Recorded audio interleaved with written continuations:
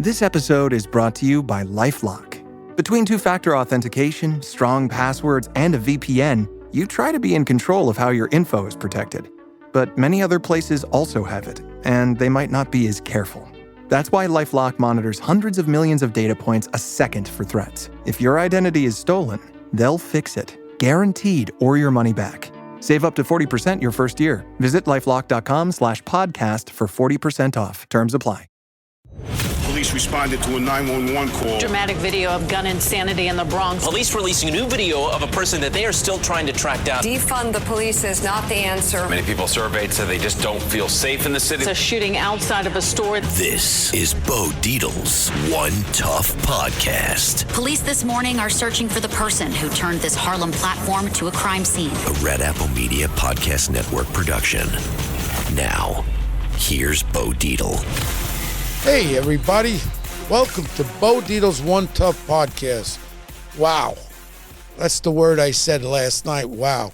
Today I'm joined by, and I don't say this lightly, he's a personal friend of mine, one of the great actors of all times, and I'm really honored that he's here today. He's been on my show before. I've been on his show too. But I'm here today because something happened last night. And I'm telling everybody right now, it was the most unbelievable piece of acting that I can remember in my lifetime. And you're going to say, what was that? Well, we know Chazz put together one of the great movies of all time, The Bronx Tale, which I love, one of my top films. And then I've been watching Chazz over the years with the one-man show. Excellent. I've seen it 3 times. Matter of fact, my oldest brother loves Chazz Palminteri. He's still with us. He's 89. He had to get half his foot amputated from the diabetes. And all he does is always talks about Chazz Palminteri. He loves Chazz Palminteri. So last night I got invited. Well, first of all, welcome, Chazz. Thank you, Bo. Thank you. Last night I got invited to this theater on the 13th Street. It was called a Quad. A quad. I didn't know what that looked like. I thought I was going into a friggin' robot, but it was a quad. And we went there. I went there with my friend Johnny Myers. He used to be the chairman, CEO of General Electric Asset Management. He used to control all kinds of billions, hundreds of billions of dollars. So I said, come along with it. He loves Chazz, too. So now I was expecting the one-man show to be the one-man show. Did I get shocked? I've never seen acting. Here's what happened. Chazz decided to do a movie about the one-man show. Now, when you're seeing a one-man show, it's kind of one-dimensional. You're watching for the audience. You're watching. But all of a sudden, he enabled, I think, 5 or 6 cameras from all different angles to get expressions that you didn't see when you're in the audience. And it was like a different something that it was completely different. And all I could say is you could hear a pin drop in that 90 minutes that we watched this movie, because it's a movie. You could hear a pin drop. I had tears in my eyes with some of the scenes and some of the portrayals. It was one of the most wonderful, and I'm telling anybody right now who's listening to me, go see it, and you'll know what I'm talking about. Chazz, welcome to the show, and well, thank you. I'm telling you. Thank you. I said it last night. I said one word, wow. Well, thanks. Yeah, I really wanted to put it, like I said, I wanted to film it and put it for posterity, and Giant Pictures took it. And if people want to see it, all they have to do is go to Amazon, Apple, Google, Fandango. They can go stream it. You can stream it? Oh, yes, right now. Right now. It came out worldwide on all the English-speaking channels all over the world. Yeah. A lot of people don't know. You know, Chazz is a New York guy, and he grew up up there in the Bronx with my friend over there who has a restaurant over there. He still has his restaurant up there. Patsy, right. My friend Pasquale. Right, yes. He's still up there. But, I grew up in Ozone Park with Johnny Gotti and Joey Scopo and all the gangsters. Right, and all that. Yes. And Ralph Scopo, the father, and I used to drive him up to Fat Tony's joint. This is before I became a cop, of course.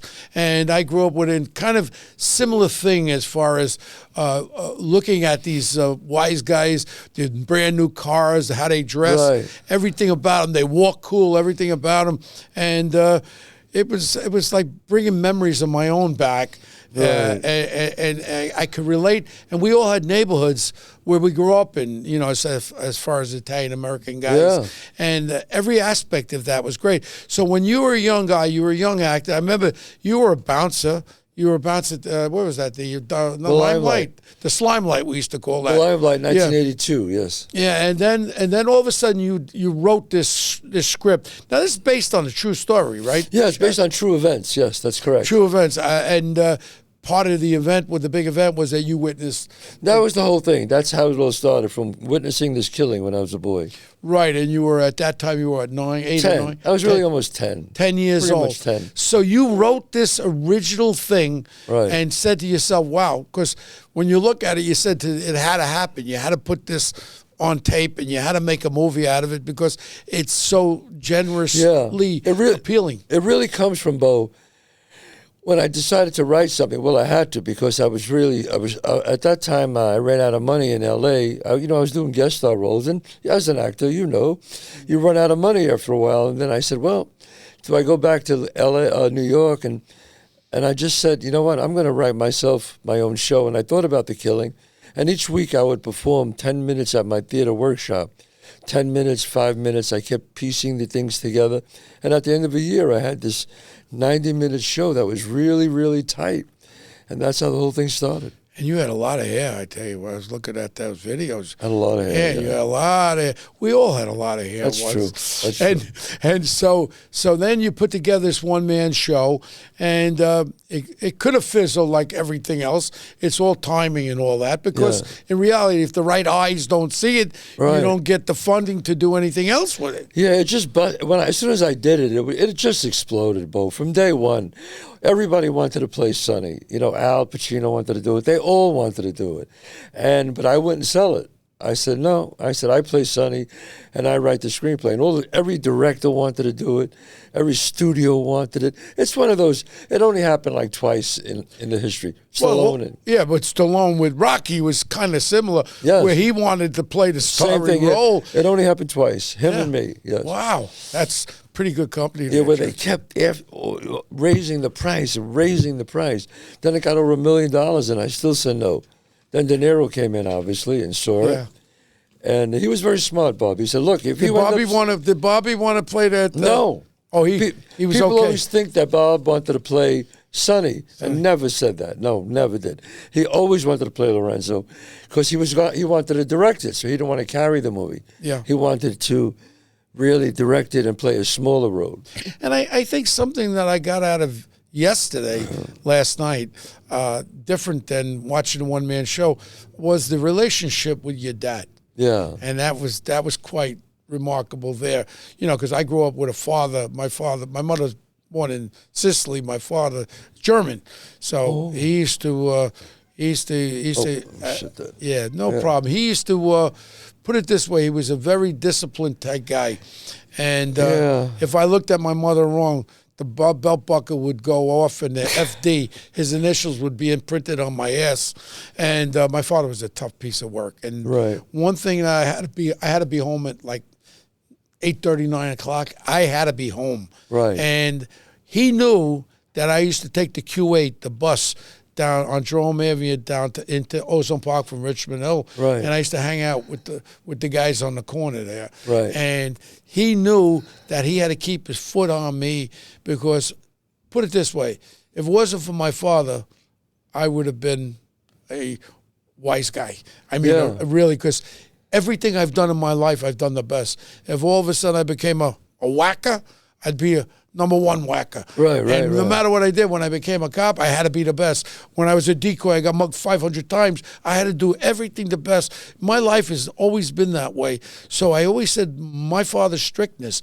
When I wrote the book, One Tough Cop, I wrote in the book to my father, I only got to know who you were after I became a man. I realized he knew I was a tough kid, always in fights, always swinging out, but he had to keep his shoe on my neck. Yeah. Kind of like your dad. Yeah. And I mean, he was worried, but it was right in your face there. You come out of your house on your stoop, and you have all the wise guys right in front of you. I had to take the Q8 to go. But the relationship, like I said, my father died early, and my brothers, I had two older brothers. I only have one left, and my older sister, she's gone. And at the funeral, I'll never forget, my father was laying in a coffin there, and he used to have huge hands because he used to smack the shit out of me with those hands. And I cried more than anybody. My brothers would say to me, "Why do you cry so much? He used to beat the shit out of you every day." I says, that was my father. Wow. So, and it kind of relates to what your relationship with your dad. I mean, I think discipline is very important for a child. My father said, the older you get, the smarter I become. Yeah. He was right.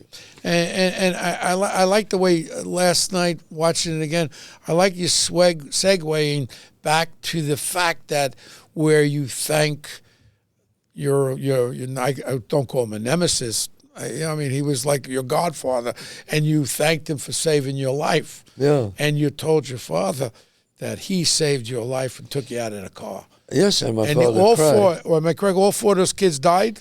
They all died, yeah. So for people that don't remember, when Chazz, as a boy, got into a car with these four other guys. They were going to go firebomb some black guys.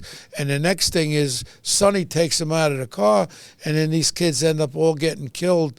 And then Chazz's father only learns after the fact that Sonny saved your life. Right, that's correct. The amazing thing about what, and I always say, people go, "Is this true?" So I go, "Yes, it's on true events." But as any writer, you embellish. Yeah. And I don't think you know this, but I tell people, because I'm very straight up about it. When my friends pulled up with a car, and I got in and I put my foot to get in the car, and I asked them, just like in the movie, they said, "Come on." I said, "Where'd you get the car?" They said, "We borrowed it." I knew they stole it. And so I when I saw the gas, I smelled the gas, and they told me where they were going, and I thought of my father and my mother, and I said, "I can't do this to them." And I pulled out, and the car closed. And as soon as the car door closed, Sonny pulled up, and the car took off. And he goes, "What are you doing? Get away from those." So actually, I didn't get in the car because of my father. No, but I mean, in real life. But it works really well. It works really well. Yeah. But I had Sonny pull me out, and it worked even better. America's beverage companies are investing in America. We're American companies, making American products with American workers in America's hometowns. We're local bottlers and manufacturers, operating in all 50 states, employing more than 275,000 Americans in good-paying jobs, delivering for the nation, because we believe in the promise of America and the people who make it great. Learn more at WeDeliverForAmerica.org. Paid for by the American Beverage Association. All right, listen up. The only gift that any dad wants on Father's Day is Goldbelly. Goldbelly ships the most iconic foods from the best restaurants across the country straight to his door for free. Let him kick back and chow down on award-winning barbecue from Texas, epic deep dish pizza from Chicago, or colossal pastrami sandwiches from New York. Make Dad feel like an absolute legend this Father's Day, and go to goldbelly.com to get 20% off your first order with promo code DAD. That's 20% off at goldbelly.com, code DAD. Hey besties, listen up. I have a secret to tell you. LinkedIn now has improved the job search experience for nurses. Search by your specialty, the shifts you want to work, and the salary that you want to make. With so many employers hiring on LinkedIn, finding the perfect job is even more simplified. So don't spend months searching. Go to linkedin.com/nurses and find out why in the past year, more than 1.5 million nurses have used LinkedIn to search for their next role. That's linkedin.com/nurses. Clorox Sentiva smells like grapefruit. Cleans like Clorox. And feels like...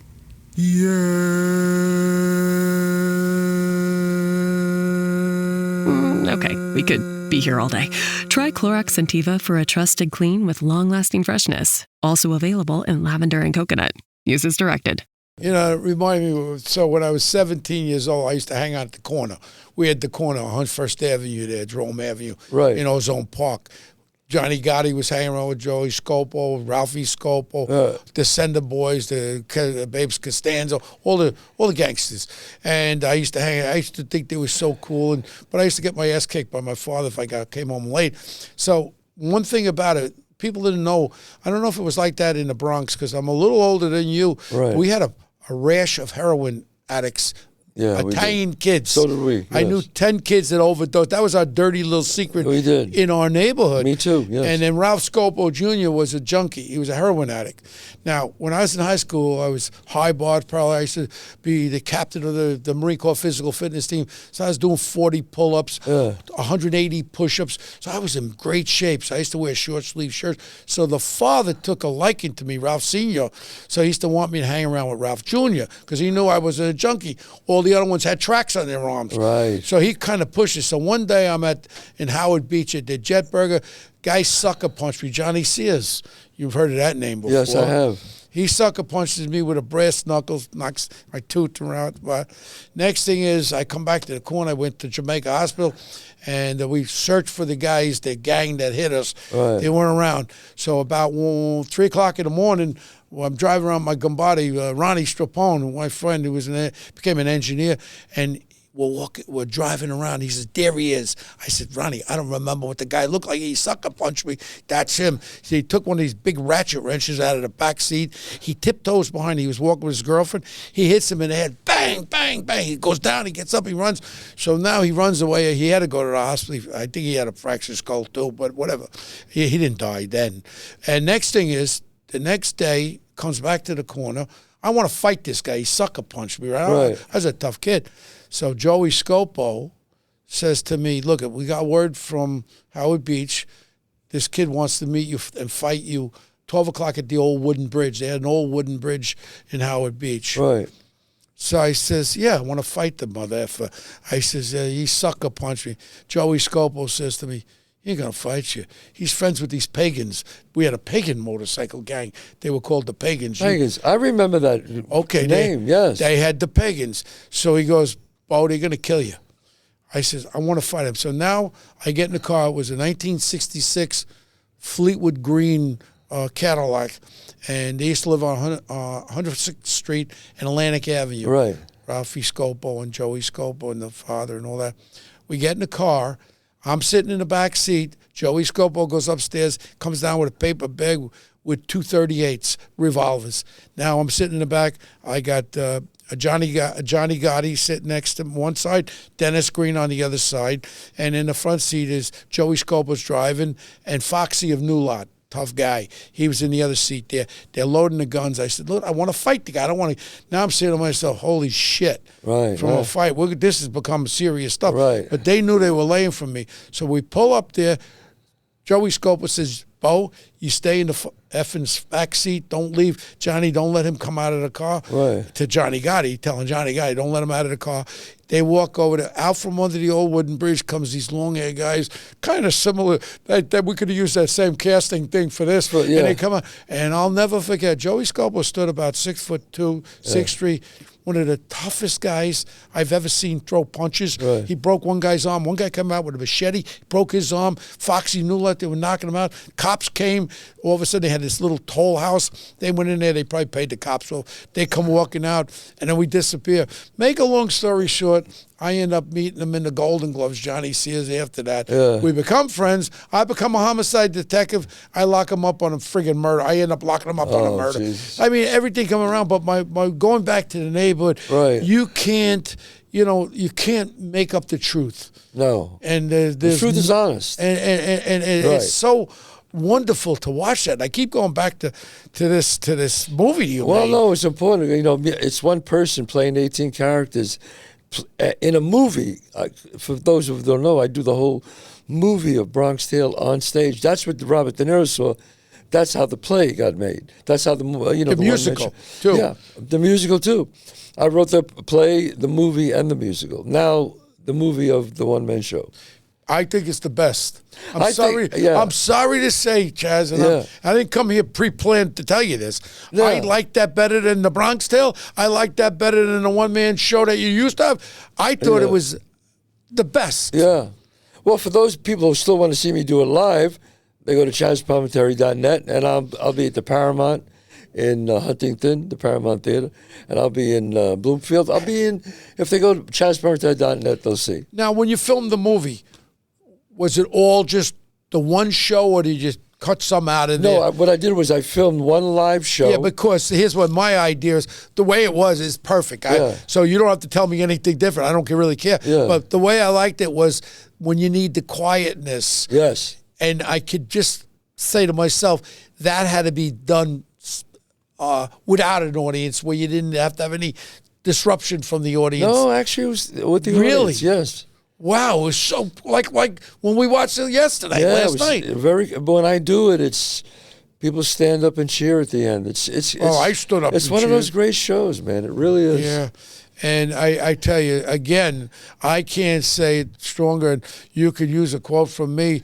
Wow, greatest piece of acting that I've ever seen. And we've been known to do a couple of things together. Right, we're doing Godfather of Harlem again. You play Mr. Bonanno. Bonanno. And I think you've come back from Arizona now. Arizona now, yeah. We'll be back for the 4th and 5th season. I tell you what, The Godfather of Harlem is a lot of fun. Again, this is entertainment. Right. And because I'll never forget when we had Forrest Whitaker come in playing Bumpy Johnson. All I know is the 5 crime family heads are you are one, and I'm Tommy Lucchese.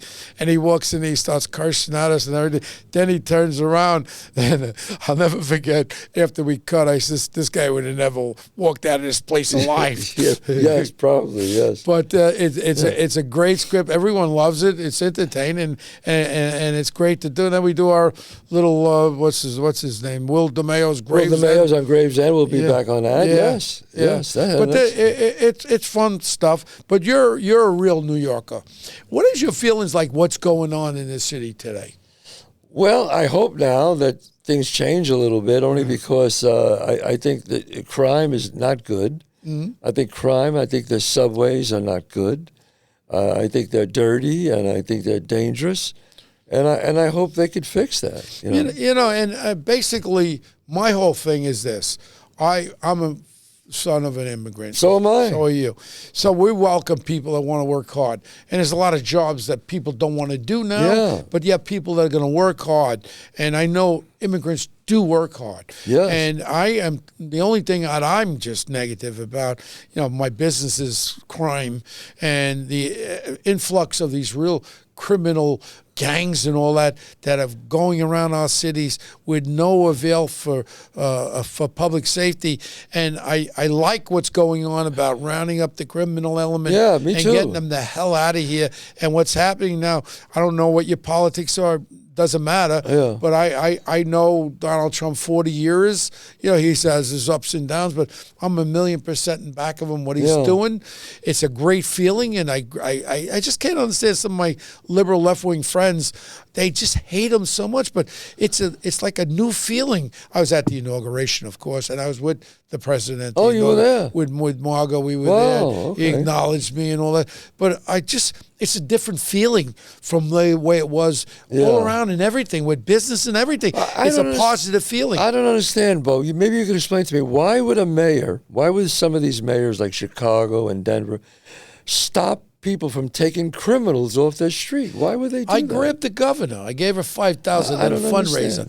And her husband happens to be a former AUSA, United States Attorney, and he was there. Bo, he's a big fan of mine, bull crap, right? Yeah. So next day I said, Mrs. Governor, I says, why don't you do an executive order, whoever is illegal in this country and commits a felony, bye-bye, give it to ICE. Right. I can't understand why not. And even the mayor, who I know very well, I can't understand why he can't do it. I know the city council don't want to let him do it, the liberal assembly and the state senate. I said, but you as a leader, executive order, we're turning it over to ICE, not the people who are here illegally just trying to do work. I'm talking about the criminal element that commit crimes. What is the problem with that?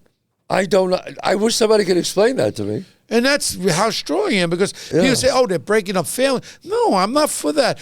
Right now, our main initiative should be get that criminal element off the street and get them back to wherever the hell they come from, and let people try to feel, public safety to me is the most important thing. Because if you don't feel safe, but that's your job. That's your job as a government to keep us safe. Yeah, and I mean, what's going on with the corruption in New York City, you don't even know half of it.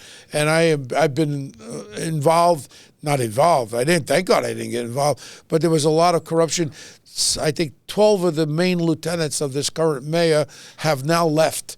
There are current indictments going down, and there's superseding indictments. There was so much corruption. When they come in, they spent, I think, about over $6.5 billion in the last 2.5 years on the migrants, including $1.3 billion in security. That's crazy. No bid contracts. Let me go further than that. And all I could say is, Chazz, I'm a very honorable man. I've been in business 40 years. And one of those things, now we're reverting back to my father, taught me, you don't take what you don't earn. Right. And I could have got myself into a jackpot doing security for this city. And you know what? I told it to the mayor. I do not want to get involved with that. Right. I refused, and thank God. And you know who's telling me? Stay away. I could have made $100 million easily. You know who's telling me? Oh. My father's looking down saying, there you go. Son, I taught you. You don't take what you don't earn. And that's, to me, is something that was instilled in my Don't these guys know sooner or later they're going to get caught? Don't they know that, Bo? You know what it is? It becomes when you have a fog. When you have a fog, because you're talking about all these hundreds of thousands of migrants coming into the city. Right. There's a fog there because there's so much overwhelmingness. Then you say, well, why not put RFPs? Why not do fair bids? No, just give it to that one. Give it to that one. And believe me, follow the money, and they're following the money. And I think it's going to be one of the biggest corruption scandals that this city has ever seen, because there's so much money at stake here. It's just funny. Our chancellor's gone, Banks. Our commissioners are gone. Everybody's gone. Everybody's gone. Except the mayor's holding on by his nails, and I don't know how long he can hold on, but I don't like to see anybody's demise. Right. And I happen to like Eric Adams as a friend. Yeah, I met him. He seemed like a nice guy. Yeah, and I mean, sometimes the greed. The greed, yeah. And you know, I don't know if you remember, because you're a historian in a sense. Remember that Detroit Swami Wasami from Detroit? Yeah. That was the mayor that was robbing this city blind. Yes. Similar. He put all his boys in there. Yeah. And then he went away he was robbing everything, robbing the city blind. Yeah. And I hate to say, I think we're on the verge of seeing what really happened in New York City very soon. And it's bad. It's bad. And it hurts me. I love this city. I was still running a business for 40 years in New York City. Right. And so are they going to, I guess, somebody's got to, run for mayor? Well, we got our boy Sid. Sid is endorsing our friend there, Curtis Lewa. Oh yeah, Curtis Lewa's a great guy. Great guy. Common sense. I put a $10,000 reward when he got shot by Gotti's crew. I didn't know who shot him that time in the '90s. I actually put a $10,000 reward. You did? Yeah. Then he started going against me on the show, and then I grabbed him in his office in the back here. Yeah. And I said, if you open your mouth about my friends from 115th Street, I said, I'll knock you on your ass. Right. I said, I protected you when you got shot. You're my friend. I am 100% in back of Curtis Lewa. Yeah, common sense. He's a hard-working man. He knows this city, and I got a lot of respect for him.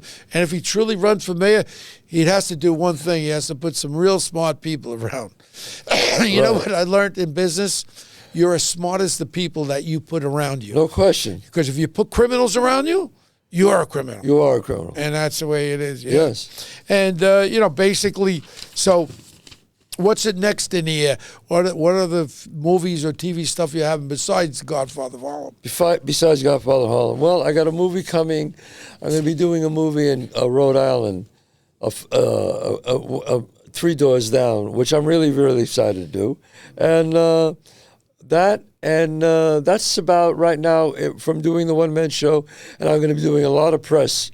I'll be going all around the country now doing press for the film A Bronx Tale, the one-man show. But, like I said, people can get it on Amazon, on Google, on Amazon, Google, Fandango.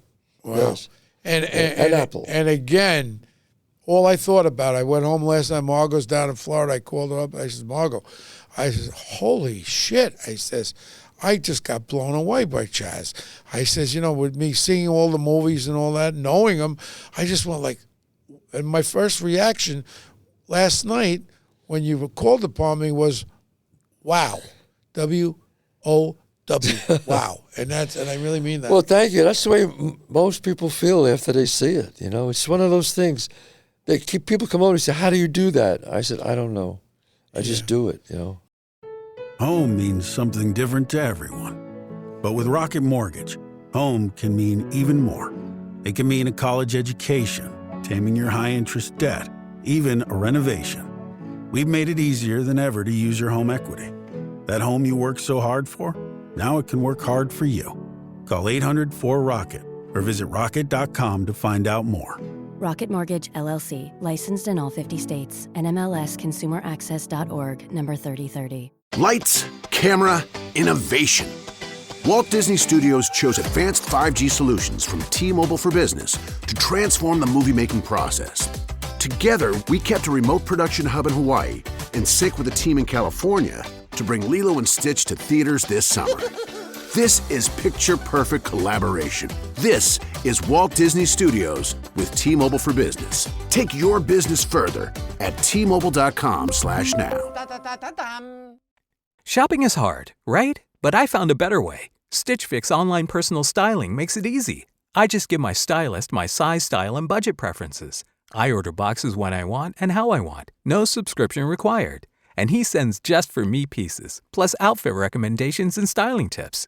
I keep what works and send back the rest. It's so easy. Make style easy. Get started today at stitchfix.com/Spotify. That's stitchfix.com/Spotify. Fellas, Degree Cool Rush deodorant, right? Well, last year they changed the formula, and guys were mad about it. One dude even started a petition. So guess what? Degree heard us, admitted they messed up, and brought the original Cool Rush scent back exactly how it was. And it's in Walmart, Target, and other stores now for under $4. So grab some and remember why its cool, crisp, and fresh scent made it the #1 men's antiperspirant for the last decade. Degree Cool Rush is back, and it smells like victory for all of us. And again, we love this city, and we're just hoping and praying that whoever comes in and takes it over, it's the greatest city in the world. It really is. We got problems, but we can eliminate those problems. Right. But the most important thing is making people feel comfortable and safe. Right. And it's not perception. When people fear going on the subway, when they're yanking 700 more cops down, that's not perception. And if we can't put our hands around mentally ill people who can be harmful to you or to themselves, this is the responsibility of the mayor of New York City, is to make people feel safe. And if they don't feel safe, and I'm worried about my sons and my daughters, my grandchildren in New York City. I worry about them. I carry a gun, but I worry about them. Yes, take it. I told my daughter, take an Uber. It's okay. Well, and my son's meeting me tonight for dinner. Yo, you listen, they're all over there in Williamsburg now. That's real cool. Very and all beautiful, that. Williamsburg. And I said I see him. I give him $100. I says, you take the friggin' Uber. No, Dad, I don't have. You take the Uber. Take the Uber. And I'm scared stiff. And, he's 30 years old. He's in good shape. You can't be in good shape if somebody has a blade or a gun. Absolutely. Do you think it'll take, how long do you think it'll take before they get the city in shape, the right people? Well, first of all, we got to get rid of the, the problem in New York City is not just the mayor. It's the city council. They are so to the far left. When you have police officers that are out there, one, they came in with this choke law. A choke is not a headlock. And I tried to describe this to Mayor Adams. And look, he made 5 arrests in 20 years. I made 5 arrests in one night. I used to block up people. I used a headlock. And I was a little guy. I was only 5'8" when I came on the force. To take down a 6'3" guy, you grab him in a headlock, you bring him on the ground. And nobody ever died. And I said, we have to We have to show the city council a headlock is not a chokehold. Because if a cop can't grab somebody, then they come out with this ridiculous diaphragm law. You know what that means? You're trying to handcuff somebody, you can't climb on top of them. How do you do that? You levitate and drop the handcuffs? How do you do that? Isn't it more dangerous for the cops? Yeah, and they now, can't control the person. Now they come out with another goodie. If someone asks you for directions, you got to stop everything and you got to fill out an affidavit. Someone asks you for directions. All they do is handcuff the cops. They're losing the best detectives in the world. They're all retiring, and you got no one to teach these young kids. And then these young kids don't want to get involved. They're afraid to lose their pension. Now you can sue them civilly. Where does it end for a cop? It doesn't pay to be a cop now. I think I'd break my son's arm before letting him become a cop. Wow. I really am sorry. You know, we have a great chief of detectives, Joe Kenny, one of the great breed of detectives. But I don't know when this ends. It's going to take time. Yeah. But until we start putting city council people that have really an idea what the hell is going on. Everybody's looking for one thing. What do I get for free? What can I get? Right. What can I get? How about working friggin' hard and earning what you get? Right. Yeah, you're right, Bo. The values that your father taught you, my father taught me, and my mother taught me, your mom taught you, were you work hard. Hard work equals success, and you're the proven factor. Well, thank you. And, again, Chazz, I really want to thank you. We're winding right down, but I want to thank you for coming on board. And all I could tell my audience here, tell everybody, you will not be more surprised than to watch this movie about a one-man show. Sounds like boring? Not in the least. You'll have tears in your eyes. The emotions will come out of you because you relate to everything that happened in Chazz's life in this movie about his one-man show about the Bronx Tale. Until next week, join me at Bo Dietl's One Tough Podcast. Thank you, Chazz. Thank you, Bo. Thank you, bro. God bless. Thank you.